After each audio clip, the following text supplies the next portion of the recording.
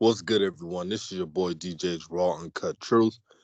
Give you that raw content that you deservedly need. And I got my boy Gibson on the line. We're going to talk about uh, this draft in 2020.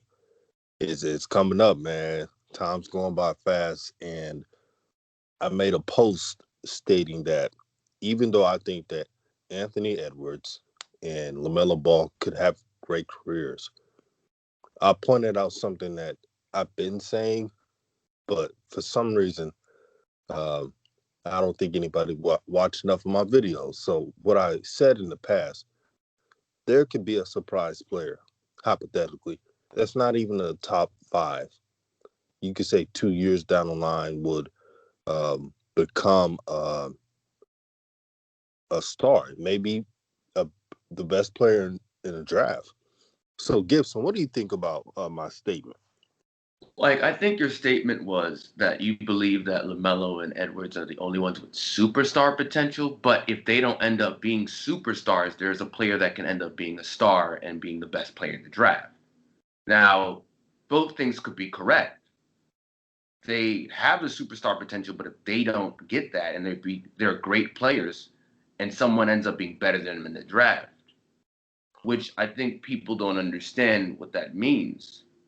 It's like superstar potential means like the being top five in the league, you know?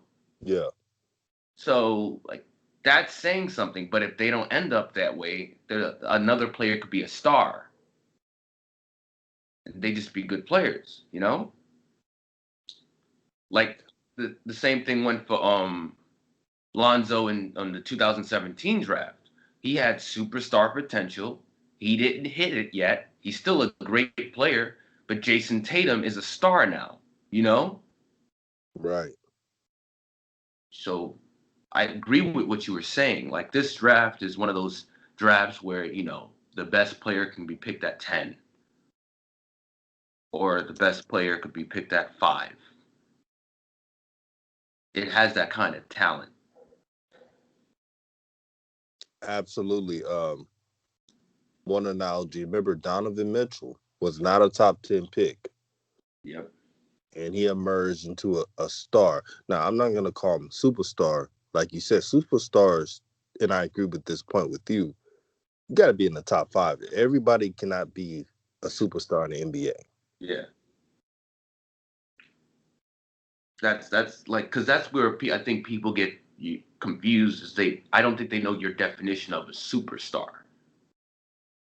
Like a superstar is a guy who can take you to the playoffs, like to the third round or the second round with just him being on your team. Like a James Harden is a superstar. Russell Right. West, even though like he's been kind of in declines like the recent years, I don't think he's like bad, but he's a sort of a superstar. Um, Giannis is a superstar. Steph Curry is a superstar. LeBron is obviously a superstar. So AD, no, I mean he's a star. He's getting there. Yeah. For AD to be a superstar, he has to be the guy on this team. Yeah. And a lot of people were trying to say it was him being the guy. Defensively, yes. Um, but it's LeBron James. I just got to be objective about it. Um, Also, KD's a superstar.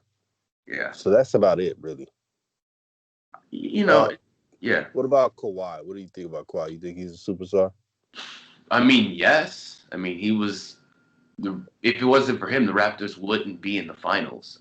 He won 3 championships with 3 different teams. Even though the first championship, he wasn't even the star in the team. He was like the third, fourth best player on that team at the time. Yeah, So, brother, he won 2 championships, but it feels like he wins. He won 2 championships. He oh almost won three. Jesus, I keep forgetting. Why am I counting the third? Like I forgot 2 championships. He's that's the thing. The definition of superstar for me is a little flexible because there's a lot of talent in the NBA now, like so much talent that some people could be considered superstars, and you just Yeah, absolutely. Kawhi Leonard. I know we're talking about the draft, but I want to point this out. Kawhi Leonard. I like his style of play. I like that he uses fundamentals. He uses a good mid range. Uh, doesn't settle on threes. I appreciate that. Uh, the reason why the Clippers imploded was because um, ego. that I think that and like I don't think he has the superstar leadership like a LeBron James or a Chris Paul. Like with the Toronto Raptors, he had a point guard in Kyle Lowry who could like make sure dumb stuff doesn't happen, and high IQ players around him who knew Kawhi was the guy. In the Clippers, they have a lot of cocky players who have this sort of, oh well, I'm this third guy, I'm the scorer. Paul George is not like a natural leader, so it kind of puts him in a position to have to be this guy he's not. But yeah, I know we were going off on that. Yeah, I had to put that out there. Um, Back to this draft. What are some things you see that could happen? Some moves that could potentially be made and potential fits. Um, like I've been hearing like weird talk like from Indiana being wanting to trade up in his draft, but Mm. I'm gonna be honest. The Wolves and the Warriors are looking for something they probably can't get from any team, and teams are looking to get the second pick for something that the Warriors won't take. It's tricky because everyone's evaluating this draft very differently, and a lot of teams, because of the Warriors not being dominant anymore, they think they're a win now teams. So I think they look at the second pick and the first pick as not as valuable as it used to be. Absolutely. I got a trade scenario with the Warriors. So I was doing some homework, and I knew the Warriors want to trade out of that pick. They need a big man that can stretch the floor. And I was thinking, Orlando Magic is willing to. I think they will be willing to do that. They got Mo Bamba, who has the potential, but just hasn't played because Vucevic was starting. So they want to get him involved real quick. So I can see the Warriors trading that number two pick with Orlando for Vucevic and assets. What do you think? Um, I think in order for the Warriors to get any player that makes over 20 million, they would have to trade another player because they'd be over a cap. They can't really make any moves without getting off Wiggins or a Draymond contract. Can they? Well, if they could find a way to trade the number two pick and Wiggins to, uh, uh, or I don't know, they'll have to make some quick witty moves, some multiple team trades. See that Wiggins contract is really toxic.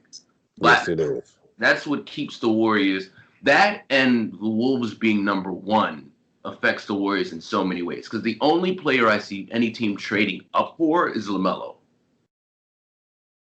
Yeah, Like maybe like James Wiseman, there's a few teams that would want a center, but like only LaMelo. So I see the Warriors at best like just taking a Dante Deep, no, Avija or Wiseman. I think they're just gonna stay where they are.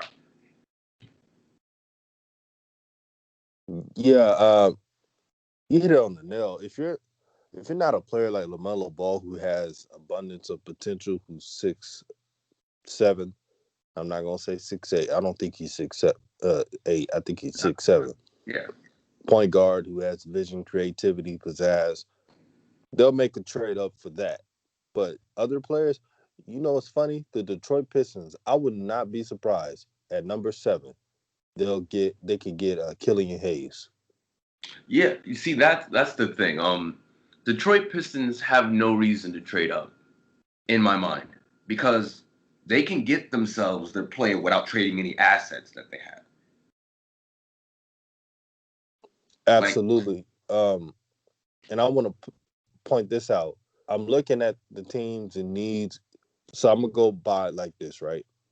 You know, the Wolves are not gonna get Killian Hayes. You know, the Warriors are not gonna get Killian Hayes. You know, the Hornets are not gonna get Killian Hayes. They will settle like they will take a LaMelo Ball because he's 6'7" and the potential. But they're not taking no guard unless it's LaMelo. That's what I'm hearing. Um, number four. Who has number four again? the Bulls. I see the Bulls taking Killian Hayes. Yeah, that is if the Bull it's a 50-50 chance because they like Denny.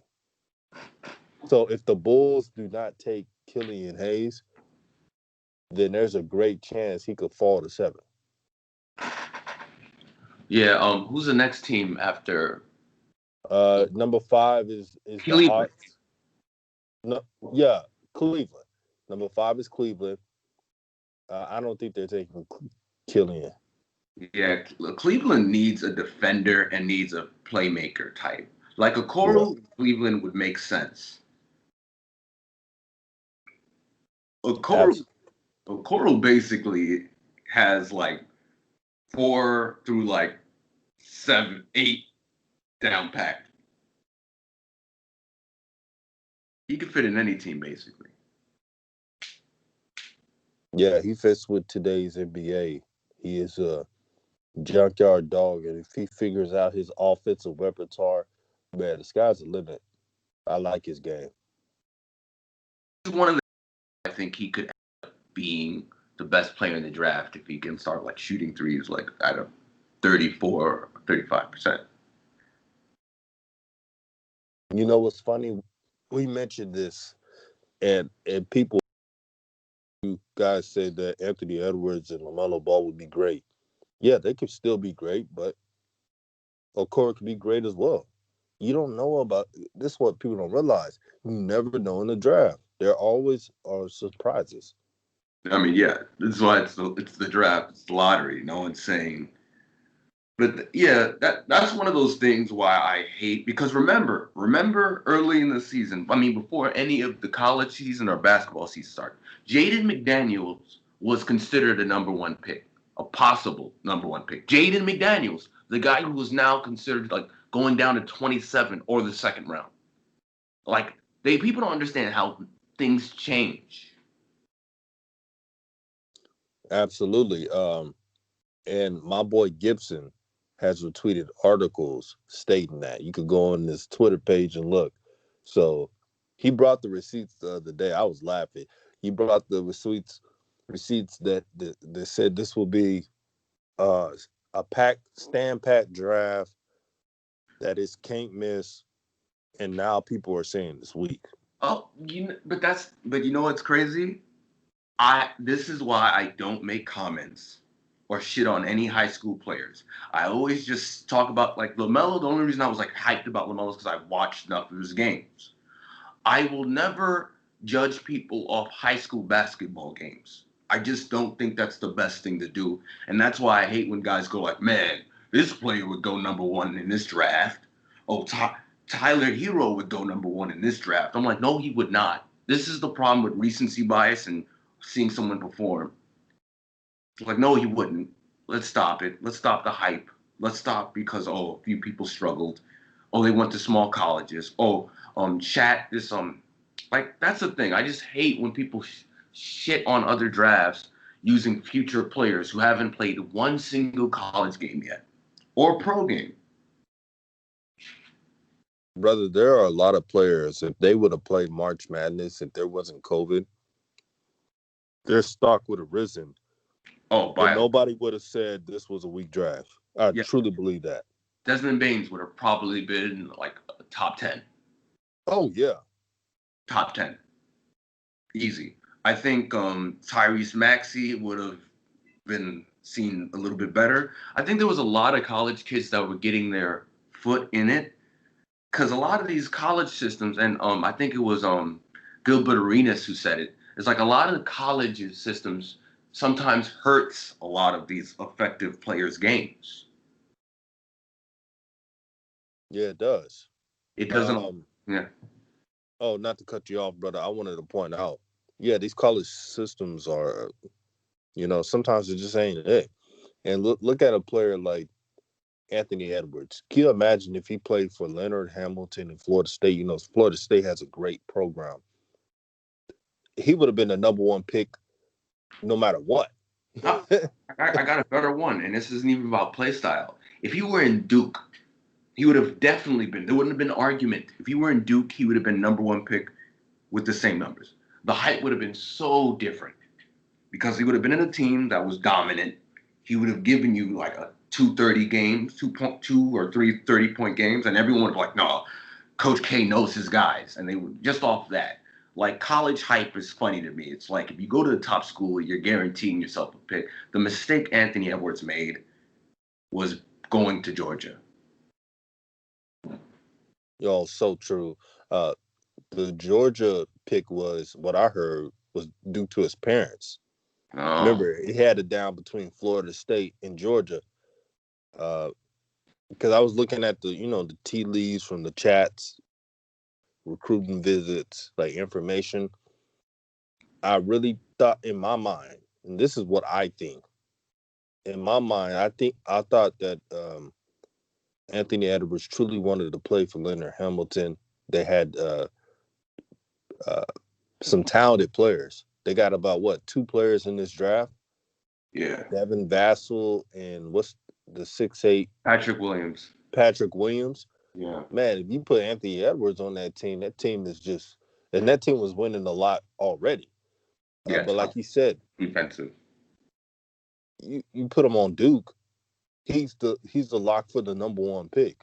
Yeah, that's the thing I laugh at because like I don't RJ before he came out of college like to me was not for me when I was watching him just something about him didn't I'm not taking him top three but because him going to Duke and his high school performance and playing with top players and a capable point guard it changed the whole perspective of of him.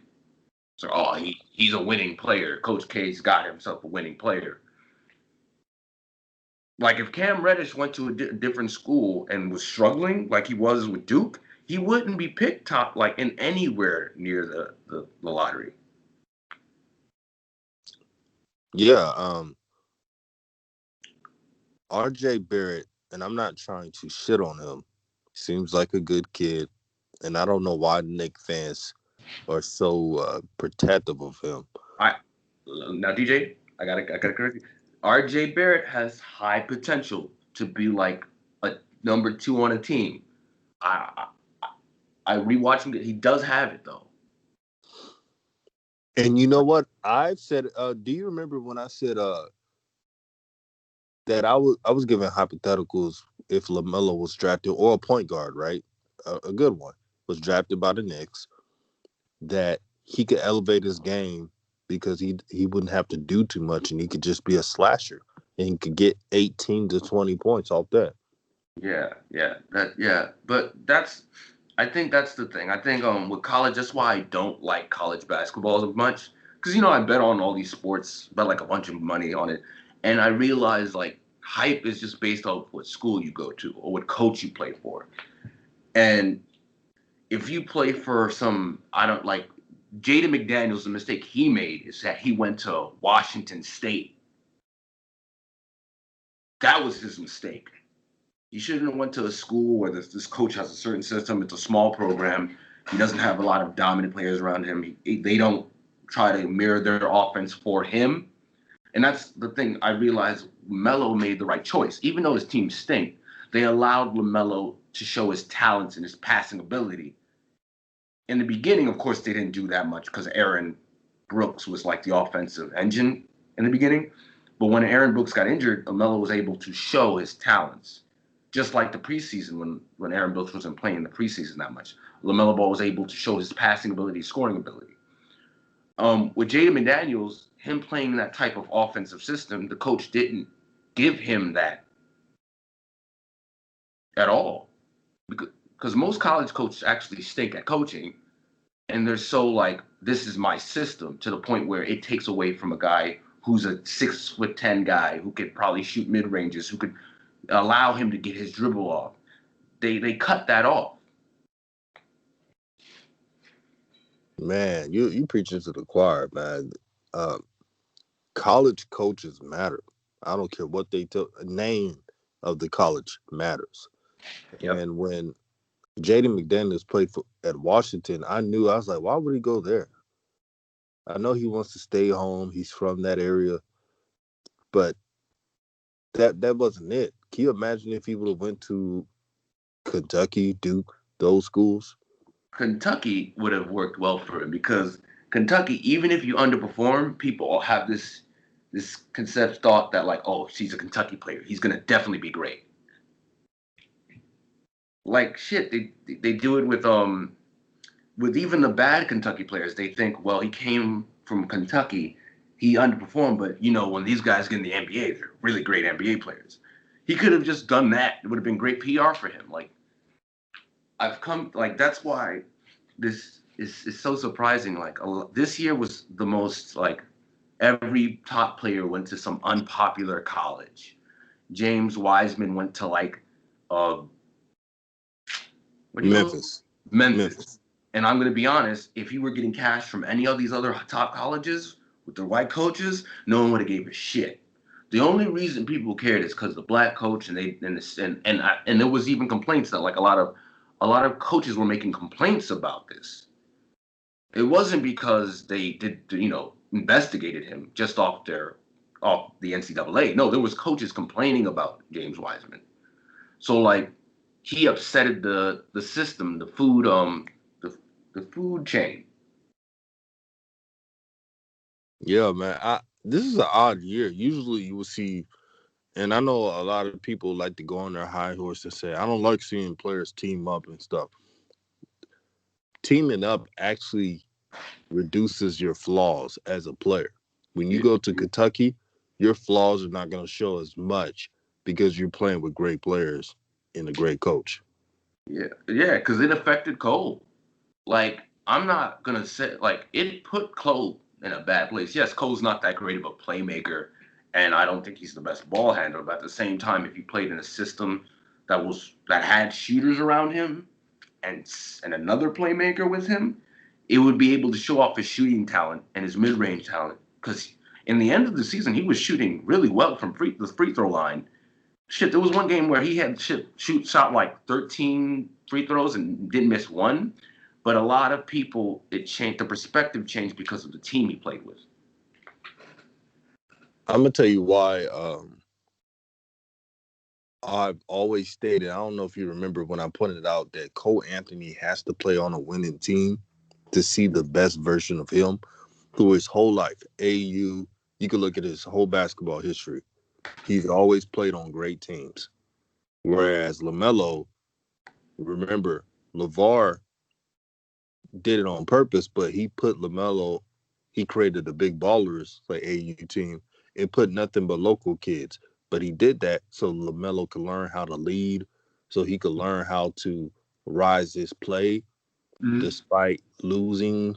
You may lose to a good team, but it made LaMelo unconscious. It made him more just getting his. And Cole, he's always played on great teams. So if he plays on a team that's not winning, you're not going to see the best version of him. Yeah, that's the thing. But yeah, this I just don't like the dialogue in this draft. Like, I don't think it's a top heavy draft. Like, I'll be honest, I don't think it's like top heavy. Like, what I mean by top heavy is like that one guy who everyone's like, oh, for sure number one pick, like a Zion or Ben Simmons. But at the same time, that means nothing in the end of the day. What benefits from the draft? So the draft is amazing.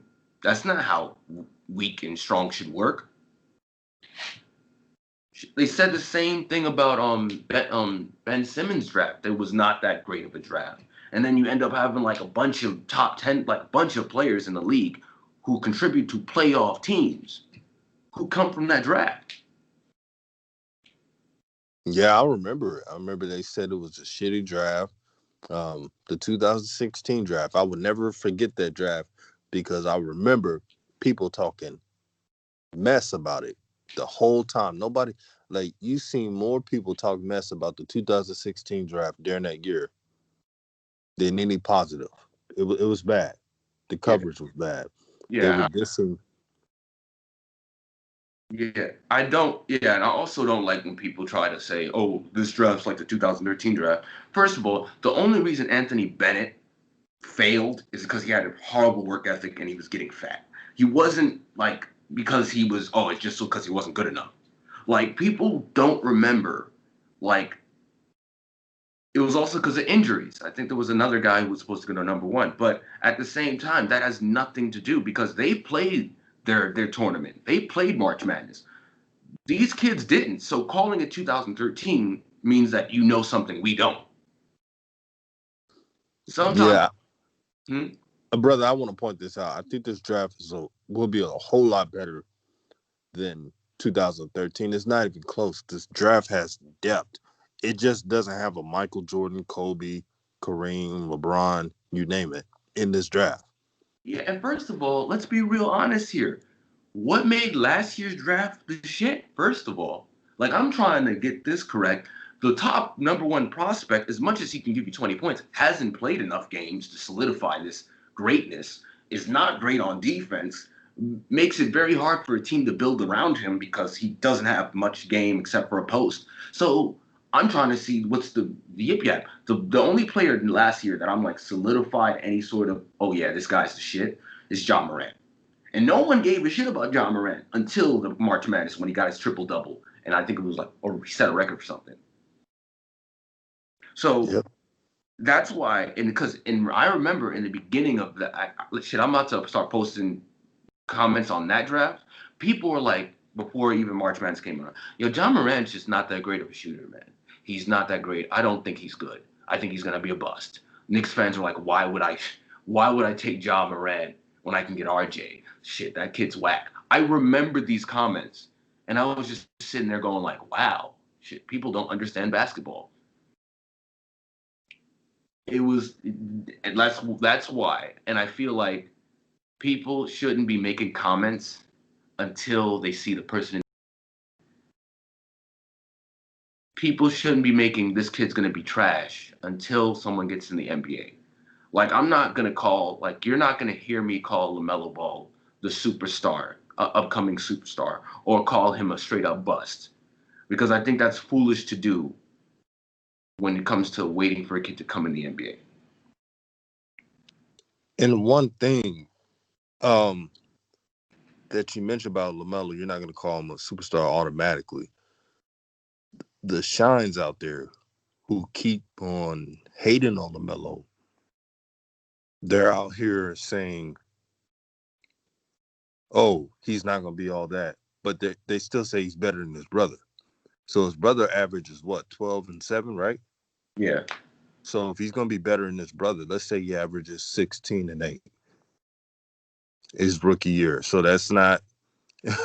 If he So was he's, better than Lonzo, he's like that's really really good. That's really really good. Like I don't like Lonzo to me is like a great role player considered for right now is a great role player who can play in a championship team starting. If he's better than Lonzo, that means he's already like in his rookie year a player who we can see being an all-star his second, third year. yeah, I never bought in the fact that, LaMelo's not going to be all that, but he's going to be better than Lonzo. So they're trying to take a shot at Lonzo. It's But if you it's a look at yeah. it, It's both him. You see, that's the thing. When once people start bringing up Lonzo's name, like that's why with KOC, this guy from The Ringer, I don't take any of his fucking opinions seriously because The Ringer is one of those places where they take opinions from other draft minds and kind of just milk toast it. Like then I just Bill Simmons and all of them, they have this weird thing where they say, well, NBL is trash. Oh, this draft is not good at all. Like there's nothing. But you see, that's one thing I respect about a lot of like that's why I follow a lot of top draft people. Top draft people, they say this draft is weak because it's not top heavy, right? Then you have people who listen to those top. It's like a game of telephone, DJ. Then you have people who listen to those draft people and take it a whole nother level and say, well, this draft has nobody. Then you have casual fans that listen to the podcasters who say it has nobody and says, wow, there's nobody in this draft that's good. You get what I'm saying? It's Oh yeah, I tell you one thing. I'll go out on a limb. Uh, I bet money that the 2020 draft will have more rookies on active rosters than in 2019. Don't forget, a lot of 2019 picks were sent to the G League for development reasons. yeah, it's just hilarious because you know that's like it's these so-called, especially KOC, and I have a thing about that guy. I just don't like that guy from the Ringer, and his draft thing is weird. He literally called LaMelo, oh yeah, he has a lot of Lonzo in his game. I'm like, no, he does not. First of all, then he said that Tyler no Halliburton has a lot of Shea Gilders Alexander. I'm like, they don't play at all the same.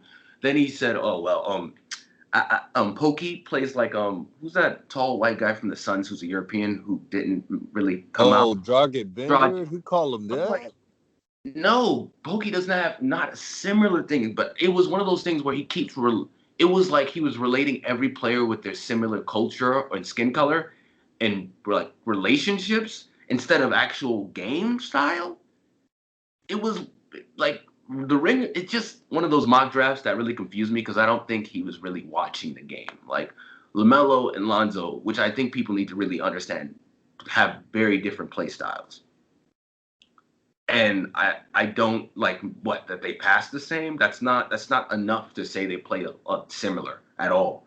Like why does Lonzo get Jason Kidd and LaMelo gets Jason Williams and Lonzo? Like what happened? Yeah, they're off. They're on one.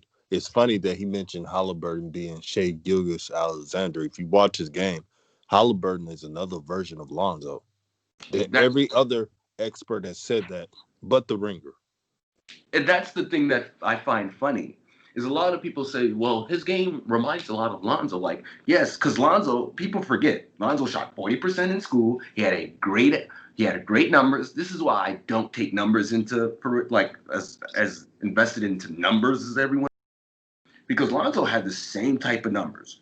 He shot 40% from three. He was really good at attack, number wise from the rim, even though he barely went to the rim. But it looked numbers and why people need to stop looking at straight up numbers show that Lonzo was the second coming of Christ. Like, but in the end of the day, when scouts like people who I was listening to before the draft, were like, Lonzo's going to be he's going to be a safe pick. He's going to be an impactful player for a team that needs a point guard to win. And like, but they were right. He's an impactful winning player. But the second coming of Christ, no. Like it's not LeVar's fault that he was hyped up. I think it was Magic's fault because Magic said, he's going to be he's going to be up there with me." I'm like, "Whoa, Magic, chill out." Yeah, And, that never resonated with me. People blaming LeVar. He put so much pressure on his son. Well, they never said Magic Johnson, who we appreciate, yeah, saying that, oh, we're gonna put your name on the Raptors, and you're in a name on the Laker Raptors. I mean, that means you're big time. yeah. And it's not too late for Lonzo to get there. I mean, like he's only 22. Like people treat like Lonzo like he's a veteran who's 26 and can't get any better, which is funny to me because they give Siakam all this praise and say, "Oh, he just can get better time and time." I'm like, he's like, how old is Siakam? Kyle Kuzma is 25 years old, but they still talking about, Like, oh, he can develop. I'm like, yeah. but yeah, Lonzo's the bum and he's 22. Like he's about to be 23. Yeah, but he can't get any better. Okay, this is a weird world we live in. But nah, it's with me getting back to LaMelo. I even decided to watch like short parts of the game the passes he made to his team where they missed a shot. LaMelo, when it comes to kick out passes, like when he'll go in the lane, kick it out to a 3-point shooter. He had a lot more time with the ball in his hands than Lonzo. like even when Lonzo was playing certain games, and I keep saying this, Lonzo is a great player because he doesn't dominate the ball too much and he gets the ball moving for 3 to 4 passes in the same play, you know? LaMelo is the type of guy where he's gonna get it to somebody. He's gonna make the decisions. He's the guy. Like that Luka style player where the ball's in his hand most of the time. Yeah, you got to be careful using uh, Luca with LaMelo. You know, the Shines to get mad and go out there high horse. He's not Luca. We never Oh, say he's Luca. I'm listen, tired of them doing that. yeah, like we know, no. We know he is not Luka. Luka is a generational talent. We don't know if LaMelo is going to be generational, but we know Luka is. So, but what I'm saying is like Luka, he has this kind of, his dribbling ability. He knows when to slow down.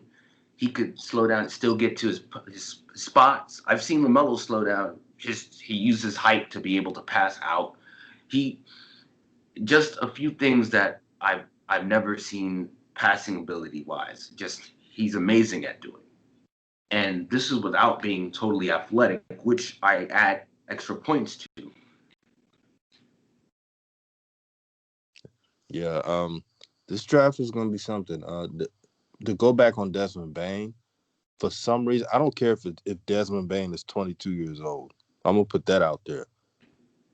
But for him shooting 43% from three, he has the game that fits the NBA. I'm telling you, he's gonna be a problem. Whoever drafts him, and hopefully he's on a good team. First, I thought the Lakers could get him a while ago, but Oh, when I watched the film, yeah, there's no way the Lakers can get him unless they trade up for him. man. Like people talk about, oh, he's looking at shooting percentages. No, this kid can shoot off the dribble. Like he could run off a play, someone could pass to him. He can stop midway, shoot a three, like boom. Like this kid is a shooter. He's strong as shit. Like he can actually defend. That's a plus. Like in any draft, I probably pick him 10. I don't care how old this kid is. He looks like he can contribute day one to a team. If I were the Warriors, I would look to try to trade down with the Celtics to try to get him at 14 and then get more players to be bench players. Yeah, the Celtics are sitting at a great position. I know they're at what 14, Yeah, I that, believe. yeah. Which Um, yeah, I know they're at 14, but they could really find a player to boost their bench with that pick. yeah, I hate the Celtics for that. Like Danny Ainge is smart. He could just like look. He's in the right position in the draft to get quality talent for bench, like just 2 or 3 bench players, and try to move the rest of these other players that he doesn't like in a trade. Or he could trade these picks, which we know Danny Ainge never really likes trading picks for a win now player to add to contribute. Yeah, they're sitting pretty, man.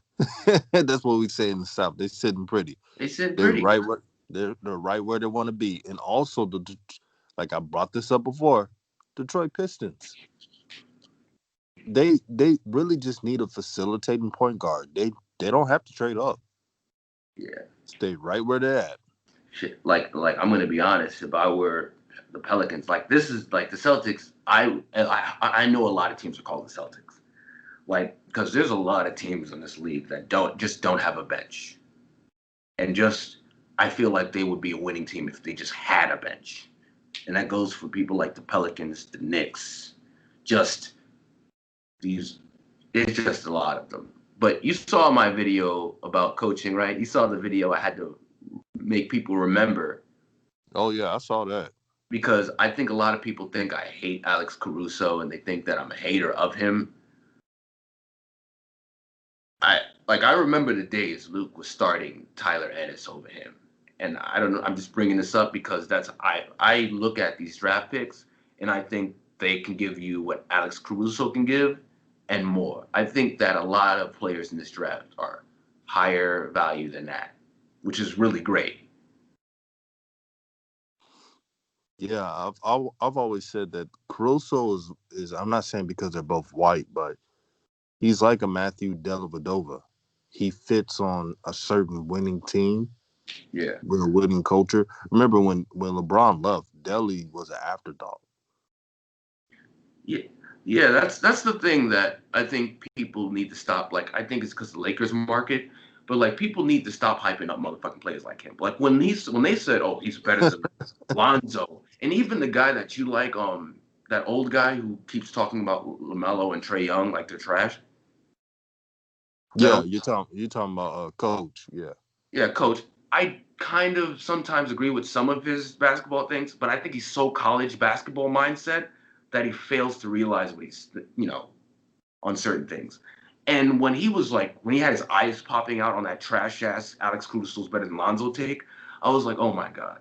Of course, Alex Caruso is going to look better on a team where he only has to take 3 shots, do a little bit okay on defense, knowing that the guy who's going to be there in the back is Mother King Dwight and the AD, who AD is the top defender in the league. Like, he doesn't have to do much. But, I felt like I've brought this up before.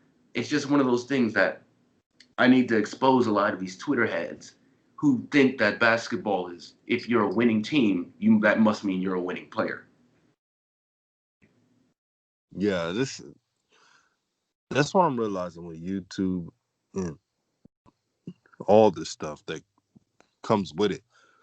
I think people just saying stuff just to get a reaction. They don't want to break down the film. They don't want to talk about actual basketball analysis. They just want to say something that's reactionary and have people all in a tizzy. But Yeah, yeah, at the end of the day,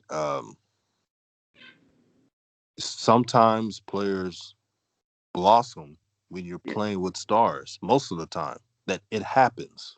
Yeah, if the media were smart enough to talk about, because I think this is the ESPN culture that only talks about the two, three best players on the team. If the media were smart enough to realize this shit, Luke would not have a job. His white privilege would not work, and I say that as like he would not have a job. That man does not deserve a job. Like I watched the videos I had back on him, and I harp on this again. They need to fire him. Yeah, the Kings are failing De'Aaron Fox and others on that team. They should have never got rid of Dave Yeager. I've said that.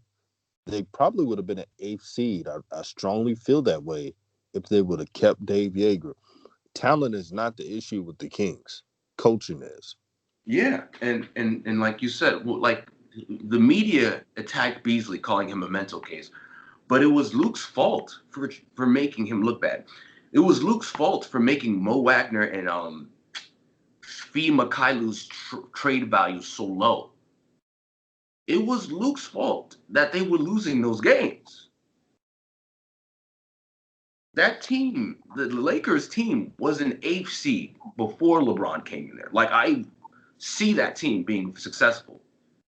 And to this day, Luke made me realize as a casual fan how important coaching was. Luke made me realize how bad how bad coaching can hinder a team with mediocre vets. Like JaVale McGee, when he first came in, was getting these minutes that he didn't deserve. And as soon as we bring in a championship caliber team, people realize how bad JaVale McGee was. Coaching matters, man. And coaches like Eric Spoelstra and many others got it through the mud. Eric Spoelstra was a film coordinator. He had to break down film, and he was the only one doing it at that time. And that's a stressful job. That's not an easy job. You got to point out weaknesses and strengths. You got to be accurate to present it to the coaches. He been doing that for years, and then he moved up to assistant, and then moved up to the lead assistant, and then becoming a head coach. You Yeah. got Luke Walton that got a job because of his kooky father, who's funny by the way, just different. Yeah. I Yeah, mean, he's also different. that because Lakers they treat the thing with the family crap very seriously. But at the same time, like Eric Spoelstra's like I'm not a coaching. I'm not like I don't know the game like these guys, so I can't make criticism on exact plays. But I could talk about adjustments. And Eric Spoelstra is an in-game adjustment kind of guy. Like if he sees that Duncan Robinson and Tyler Hero are both on the court and they're suck, he doesn't keep them on long enough with each other. He tries his best to make the defense competitive. He gets wings in there who could defend. He makes sure on in the game he makes adjustments. People like Luke and even with Elvin Gentry, they were very like you come in this moment and this moment, stuck in this kind of pattern take that some teams you do need to adjust for. Like when it came to Milwaukee, they kind of built the wall around Giannis, or they made sure that Giannis was always going to be defended by like a tall, big wing to the point that Giannis overexerted too much of his energy. They outthought Milwaukee Bucks. And the problem with who's the coach of the Bucks? Budenholzer. Budenholzer. And the problem with Budenholzer, which I think he had a problem with the Hawks early, is how he plays his star players. Like it's a regular fucking season game and they shouldn't be playing over 30 something minutes.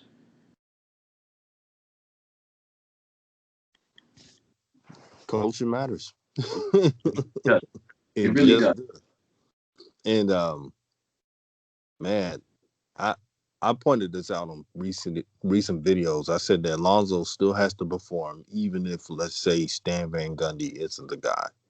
He still got to put in his numbers so he can get that bag.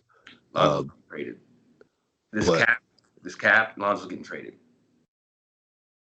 Oh yeah, this new cap is going to be killer, man. Yeah, if they don't trade Drew, Lonzo's getting traded. Yeah, I can see that. And these buffoons, they think that most fans of Lonzo is going to be mad if he's traded. No. I'm telling you right now, they're not going to be mad. I tell you. I just hope the team that I would like Lonzo on is Atlanta. I really think that would be a really nice, effective team for him. Oh yeah, because that would help Trey out. Yeah, because he wouldn't have to be like. It would be like because if I see Lonzo with the actual point guard who's like not Drew, I'd be okay with Lonzo playing more off the ball. Because, and then Trae Young could sit down and Lonzo can still be the point guard, which would be nice to watch. And then they'd have wings around them like Cam Reddish and DeAndre Hunter who could sort of be defenders. And if they get Okoro, they'd have defenders around that. It's a more capable team. I would like Lonzo with that team. I would like Lonzo with the Pistons. And, so that's why I know that I don't know if Stan Van Gundy's going to be a great coach for Lonzo. I don't know how he thinks, but, 313 pointed out a lot like, oh, he's not that great of a coach. And I do believe when 313 talks about, like, basketball, he gives a great input on why certain things are the way they are. Oh, yeah. He's seen it for 4 years. How Stan Van Gundy pretty much ruined their franchise. I'm not making this up. It's just facts. And Dwayne Casey, the brother, is trying to rectify his Stan Van Gundy's wrongs right now. Yeah, that's kind of where I'm at. Like, and at the same time, and as a Lonzo fan, I want to say this. Lonzo, I do believe the Pelicans are in a difficult place because as much as we like to value Lonzo highly, I don't know if they value Lonzo the same. I don't know if they're like, oh, Fred VanVleet is in the market. We need to try to get him. I don't know if they see some kind of point guard who can dribble and be like, we need to try to get him. Oh, Lonzo's I don't know if they're afraid if Lonzo sees LaMelo go to a big market, because if LaMelo goes to a big market, right, the chances are they're going to be like, oh, shit, Lonzo might leave. Yeah. But you make some good choices. Atlanta, I didn't even think about Atlanta being a fit for Lonzo, but here's the thing. He could cover up the defensive weaknesses with his help defense ability. Yeah. Now, Lonzo still needs to work on getting off screens. That's his only weakness on defense. Yeah. Yeah, that is true. But like the thing why I think Lonzo would work well is because they got this they got who's the center who used to be with the Rockets? Clint Capella. Clint Capella. Like if Lonzo gets blown by, there's not a center that they have that doesn't have playing on one leg that's injured. They have Clint Capella who can actually block shots and who doesn't give up on plays. So that's why it's effective. John Collins missed 25 games with the Hawks. Like the team's record does not represent the team that they have now. I'm saying this right now. If Lonzo Ball, if they trade him to the Hawks, him and Trey Young and those athletic wings and bigs, they'll be a playoff team. I Yeah, guarantee it. here's what I think David Griffin's going to try to do if they don't trade Drew Holiday. They're going to want Lonzo to raise his value level a little bit higher because Lonzo's value is not as high as it is right now. And if Lonzo could perform a little bit, just a high level, they're going to trade him because it's like if you there's no reason to have Drew and Lonzo on the same team. And that's not because I'm saying Drew is not nice. Well, my thing is you have a 30-year-old who's going to get older, whose level of performances went down over the years, over the last 2 years, and you can get value out of him. If you don't trade him, that means you think he's a valuable playmaker guy who can like score points for you, be the third wheel. If that's what you think, then what do you think about Lonzo? Because his contract is coming, and like I heard that they're trying to lower the cap space to 3 to 15 million by next year. So you're already going to be low on cap space. You're going to have to re-sign Brandon Ingram. So if you don't trade Drew, then you're like over the cap probably. So you're going to have to trade Lonzo because Lonzo's going to easily ask for about 15, 14, like 16 million is what Lonzo was probably going to be able to get if he doesn't outperform last year. So is Lonzo to you and your idea worth over 17, 18 million or 16 million? Do you want to be that team? Because then there's going to be a lot of team in the 2020 year who are probably going to be willing to pay Lonzo 18 million or 19. Oh yeah, and there's a lot of things. I've been saying that, but I was called a Drew hater for saying that one of those two players got to be traded. Yeah, The NBA is a business. this cap has changed a lot of the narrative. Like they need to have more space to add a bench. And if Lonzo or Drew gets in the way of that, I don't think David Griffin's gonna just stand there and be like, all right, I'm okay with this mediocre shit I have. I think David Griffin thinks now he has a win now team, not a win now team, but a team that can compete in the playoffs and that he just needs to make a few moves. I can't believe people just didn't like that trade scenario that I brought up. A lot of people loved it, but a lot of Drew stands didn't like it. Um, like I told them, the NBA is a business. Um, they may talk mess about me and say, "Why are you a fan of Lonzo?" But I wasn't mad when they said, "Oh, he could be traded." I said, "Yeah, that could happen Yeah. But what because was Lonzo's I value? know what it is." But what would Lon? That's another thing that I think that's why you bring it up. What would Lonzo's value bring you? Lonzo's not bringing you Miles Turner and another player, Right. Thank you. which, like, because if the Pelicans can get two players for Drew that allows them to have a bench player and a starting stretch 4, 5, I'd rather do that than what Lonzo can bring you.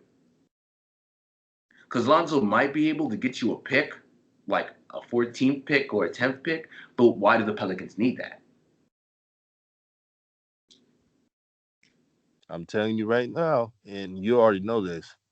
The Pelicans will save their cap and improve their team if they were to trade. You mean to tell me you trade um 30-some-year-old that the teams won? You know the Nets won them. The Nets are pretty much working in a space where whatever KD and Kyrie say they're doing it. Yeah. So they want Drew Holiday. And you mean to tell me you get a young big man in Allen, who is under contract, and then you get like what, Torian Prince or someone? Yeah, I'm not a fan. Like, the only reason I'm not a fan of that trade is because Zion really does cut the amount of centers you can actually get. Like, his Yeah, game is so post reliant that, and Brandon Ingram's game is so great with the mid range that bringing in a center who clogs up the paint sort of stops Brandon Ingram from shining, because people keep misconstruing this and acting like, oh, Zion stopping Brandon Ingram from getting his buckets. No, it was Derek Favors that made it hard for Brandon Ingram to get his buckets. Because you have two guys who are post dominant, and then what Brandon Ingram, how is he supposed to fool the guy and make any moves in the mid range when there's like a bunch of like four guys down there, and you only have Lonzo and Drew there to maybe shoot out. yeah, they got to get, like I always said, versatile five. Yeah, the one trade I saw, which I was like, oh my god, that would be beautiful. Robert Covington and Miles Turner. I think no, it was Robert Covington and yeah, it was Miles Turner. I think that was a trade where I'm like, that's a playoff team. Oh yeah, multiple team trade. Yeah, the Pacers are trying to get rid of Oladipo as well, so it has to be a multiple team trade. It can happen, and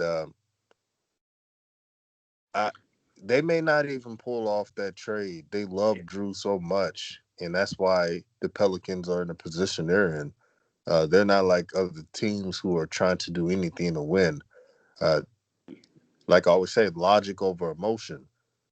Yeah, Hopefully, David Griffin uses logic and not too much emotion. But if they don't trade Drew, expect the Lonzo Ball trade. yeah, because don't get it mixed up. The Suns could be better than the Pelicans next year. Oh yeah, Like every game they played with the Pelicans, this they were struggling to stop the Suns because like they had wings that could score, and they had a bunch of players who would like sort of the bench wasn't like catastrophic with the Suns. Like the only reason the Suns were like the record are not any better is because what like their best center DeAndre Ayton like missed a bunch of games. yeah. The So like Suns are going to be tough to beat, especially when they got A10. Now I know a lot of people are mad because of the Suns not picking Luca over A10, but A10 can ball, man. yeah, Aiden, his that guy, he all he has to do is work on his. He's working on his defense. He's getting better there. I think in the future, not like I mean 2 years from now, he's going to be able to stretch the floor. They've been saying how he's been working on that. The thing is, the Suns are a team in which like that's why I'm like the Pelicans need to figure out Drew right now, because 2 to 3 years down the line, if they keep Drew, they're not going to be the best team. At 8, they need to get value right now, or else it's too late. Because if Drew's numbers are going down, teams are going to be less likely to be like, all right, I want to trade, give you two pieces and a pick for him. Yeah, right on with that. And And Drew's contract is 30 million next year. 30 million for Drew. Really? with a reduced cap, man, that's all I gotta say, man, man, man. Yep. And I see, it's funny. There was some people on Twitter that was saying, "Oh, it's just a cap. Who cares if you go over the cap?" The owners. Exactly. I don't think they understand how cheap billionaires are. It's their money. Yeah. You got to think like them. You got to think like if this was your money, what would you do? Yeah. Plus, they're not a big market team like California and New York. That's the tax really matters to them. Oh, absolutely. Yeah, man. Like that's why this is New York's year, if there ever was one, to just get better, to just get better. The goal for the Knicks, and I want to make this in plain sight. The Knicks just got to find the identity. If they can become a gritty team, let's say they barely missed the playoffs, but their identity is a gritty team, Yeah, the New Yorkers will appreciate that. like DJ, this is how I rank teams. There's I like just unwatchable wise. There's unwatchable trash teams like what the Knicks were for the last few years. Then there's bad, good watchable teams like the Lakers and the Kings. Like they're a bad team, but I watched them play basketball. Like when they had Lonzo and Brandon Ingram and Kuzma, they were a watchable basketball team. They weren't good, but they were watchable. And then you have good playoff teams like Denver, who has gotten it better. Then you have championship teams. The problem with the Knicks is they're just unwatchable. They just don't even have an identity, like you said. They don't have a point guard or a playmaker. They don't have that aggressive dude, which is RJ right now. But they have a bunch of dudes who do the same thing who aren't great passers. And DJ, I need to get this off this thing. Knicks fans don't know what a fucking looks like. When I seen a guy say, well, LaMelo plays just like fucking Alfred Payton, I need them to stop fucking talking real fucking quick. Because then the guy was like, oh, well, Alfred Payton's stats in college, his turnover rate was low and all that. I'm like, Alfred Payton does the same passing mentality like Drew. He's not moving the ball. He looked for basically what?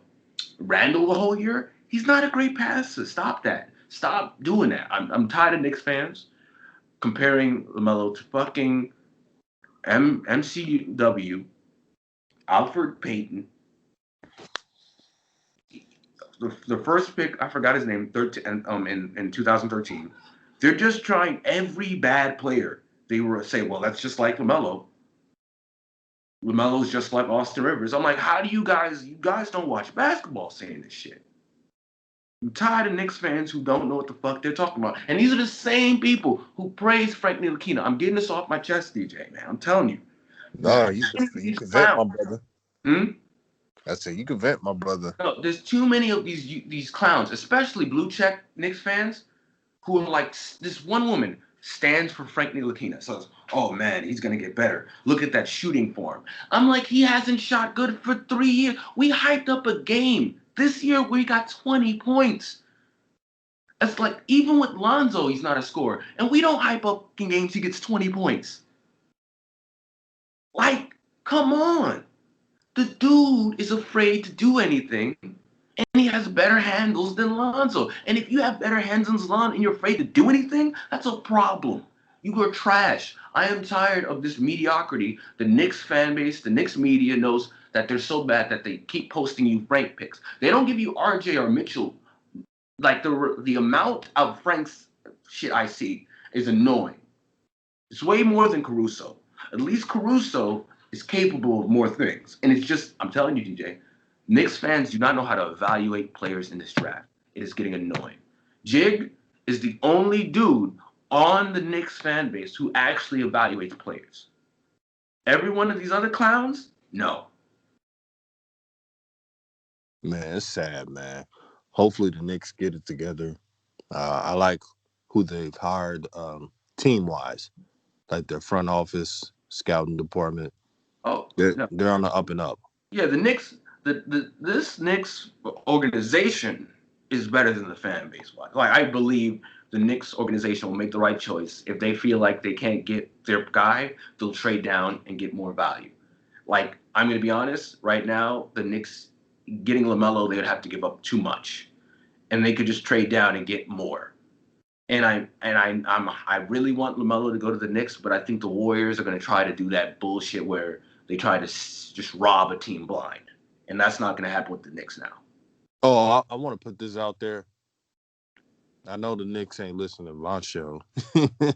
I ain't big time like that, but they better not. And they better not get rid of Mitchell Robinson. Oh, no. For no reason. He's the best player on their team. Man, the thing, Mitch is the one player which made me realize centers are not useless anymore.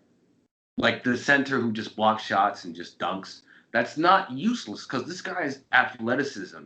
I think he's like the best athletic center in the NBA. I'm going to say this, hands down. If he just works on his fouling, he's the best. Like his disruption of shots is top notch. Like He was the reason. Anytime he was in the court, like the Lakers, I mean the Knicks numbers were amazing, like defensive wise. Him and Frank when they're together on the court is really just great. It's beautiful. Um, but they're like Mitch. I don't know because Clutch Sports has Mitch. So like, and knowing LeBron, if he tells the Lakers, listen, we need a center to replace JaVale, and the Knicks don't act fast. You never know with Clutch. Man, LeBron. Now that's one thing I can say about LeBron. LeBron got the whole league scared because he has a lot of their players in the contract, and LeBron loves to feed his players that are under him. So the league better not try to be stingy.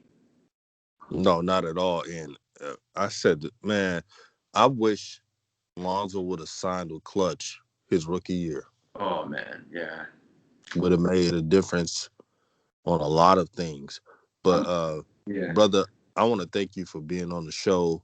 This was definitely informative, and we got to do this more often. That's why I call this segment the Brothers, because all y'all are like a brotherhood to me, and I just love talking hoop knowledge with everybody. Yeah. Yeah, man. Thanks, DJ, for you allow for a lot of us to just be able to talk about it in an unbiased way and not have to stand for somebody. You allow for a lot of real conversations to happen, which is why I like talking to you. Exactly. Like I always say, we're all learning something, and I don't.